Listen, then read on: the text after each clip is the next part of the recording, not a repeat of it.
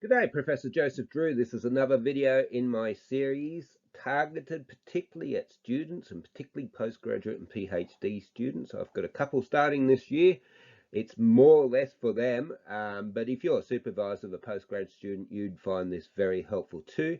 If you are finding it helpful, don't forget to like, don't forget to subscribe, and don't forget to get other people to subscribe so I can justify my personal resources that get plowed into making these videos. So this video is all about the logic of a paper. When you're getting rejected because you're being told it's not internally logical or that they can't follow your argument, it's because you haven't gone through these steps. Unfortunately, formal logic isn't taught anymore. I'm old enough to have been taught it. And my heroes are Aristotle and Moses Ben Maimonides, which is why I'm really big on this logic. But if people took the steps I'm about to show you and constructed a series of logic premises and tested them before they started up writing the paper, and certainly before they sent it through, they'd get rejected an awful lot less, and we'd have much better quality scholarly work out there. In fact, all scholars would benefit a great deal from following this process, which is what I use myself. Okay, so all this goes back to Aristotle. As Kant said, no one's really improved on him. Everything's been a footnote to Aristotle. So what is logic? Logic is if you construct premises that necessarily lead you to a conclusion, that is a valid argument.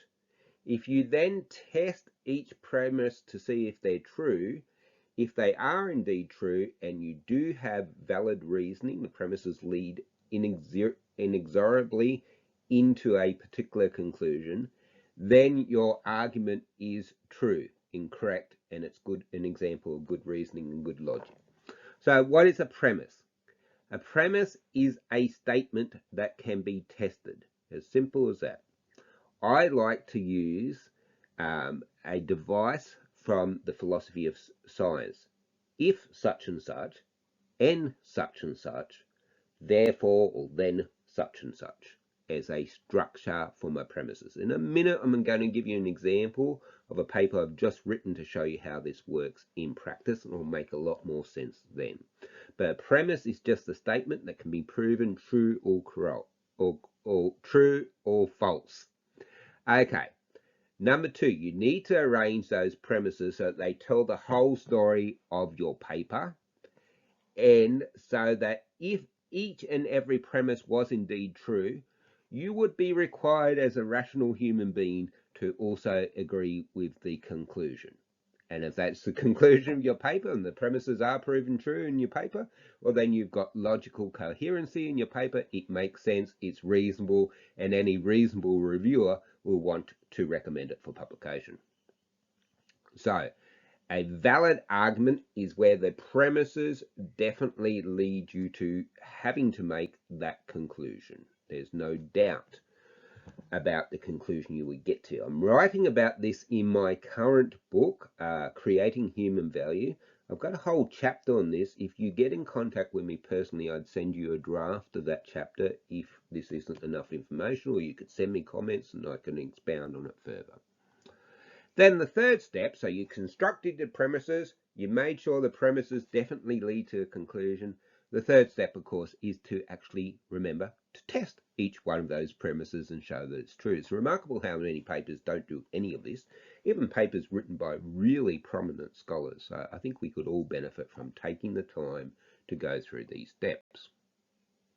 So here's an example from a paper I've just finished writing with my prospective PhD student and my good colleague and friend from Japan.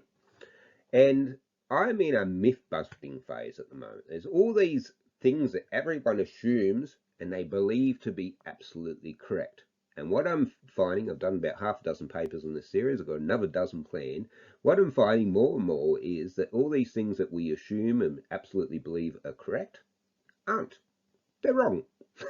It's very interesting, isn't it? And logic is a key device in exploding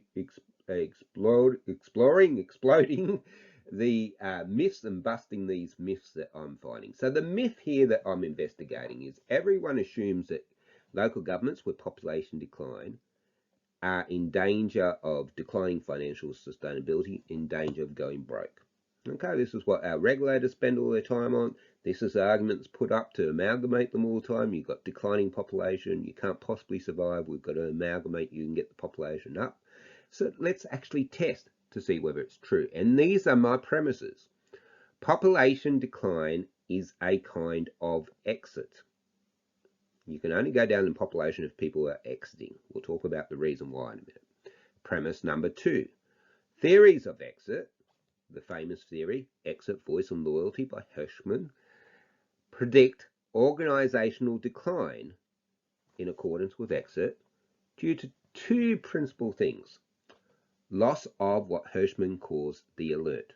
People, quality conscious people with resources who normally exercise voice, they go. And 2, the other reason why exit is related to organizational decline, according to Hirschman, is loss of resources. In particular, loss of revenue. If people leave, you're no longer getting the revenue, you don't have the money to arrest organizational decline.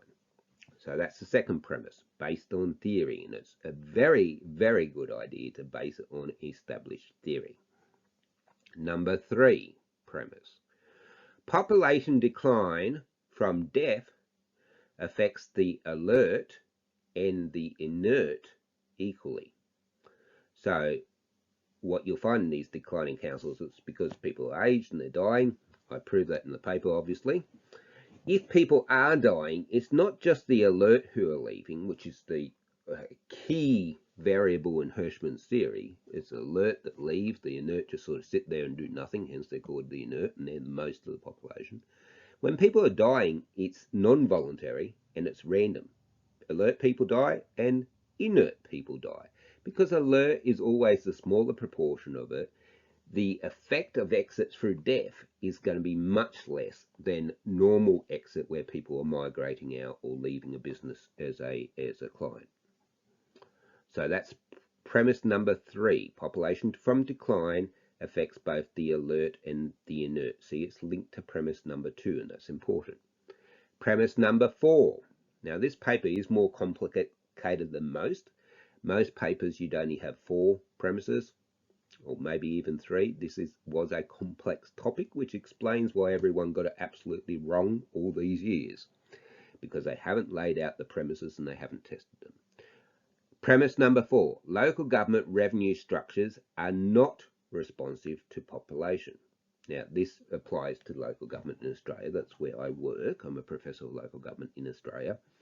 So in local government in Australia, the main source of revenue is local government taxation, and that's a portion based in New South Wales on the value, unimproved land value. It's got nothing to do with people. Provided someone owns the land, someone pays the tax. Your other main sources of revenue are connection charges. Now, in New South Wales and Australia, if a water pipe runs past your property, even if there's no house on there, or if everyone's dead and there's no one living on the property, you still get charged a connection fee. If someone owns the property, someone pays it.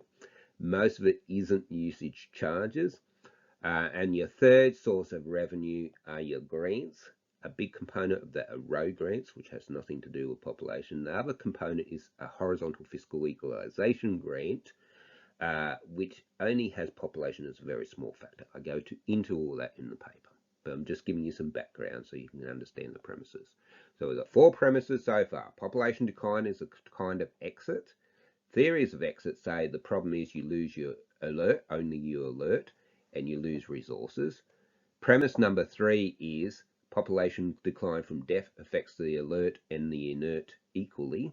Premise number 4 is local government revenue in New South Wales, Australia, is not responsive to population decline at all. It doesn't matter if everyone dies. As long as someone owns the land, we'll still be picking up the money.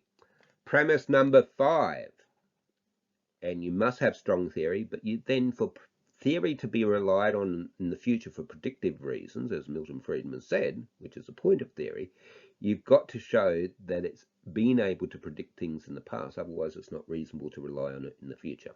So I did a regression, And premise number 5 is a regression of financial sustainability against population decline will yield, it should be will yield, a positive statistically significant association, i.e. as population decline increases and more people die, financial sustainability should be statistically significant, so we definitely know there's an association there, and it should be positive, which means financial sustainability is improving. At the very least, it should be 0. It certainly shouldn't be negative. Now, we've established those 5 premises. We test each one of them, and as I've gone through, I've been explaining to you the tests and what we found, and they all tested true. Now, if they all test true, you've got no choice as a reasonable, rational human being to conclude number 6, which is, and it's good to start with therefore. Therefore, we conclude that population decline doesn't result in material drop to financial sustainability.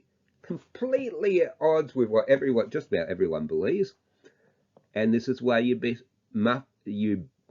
is the way you bust myths, and this is why myths exist, because they haven't been exposed to the rigor of logic. So what I want you to get out of this is, when you're constructing and designing your paper, condense it down to 3 or 4 sentences. Usually that'll be enough. 3 or 4 premises that must get to a conclusion, and make sure, preferably before you write the paper, but certainly during the paper, that you're testing the truth of each premise, giving good reasons why it should be true.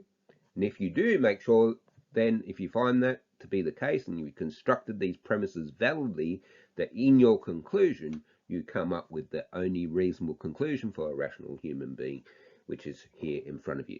Extremely powerful technique. I wish more people did it. I wish I'd been doing it my whole career. I haven't, only the last couple of years. A lot of this internal logic was happening in the recess of my brain, obviously, but it's much more better when you do it explicitly. What I often find is I sit down to write these premises and I struggle to do it. Well, until I'm at that stage where I can write these premises and check that I've actually able to prove each and every one correct, I shouldn't start a paper. I shouldn't even start that planning process I've covered in my other videos. Look, I hope you found this video helpful. If you have and you want to see more, target 500. I need you to get other students to subscribe. It will help them. That's all I'm trying to do. I'm trying to help you. I'm trying to help others. Help me to help others by getting me some subscribers. Thank you very much for your time. Goodbye.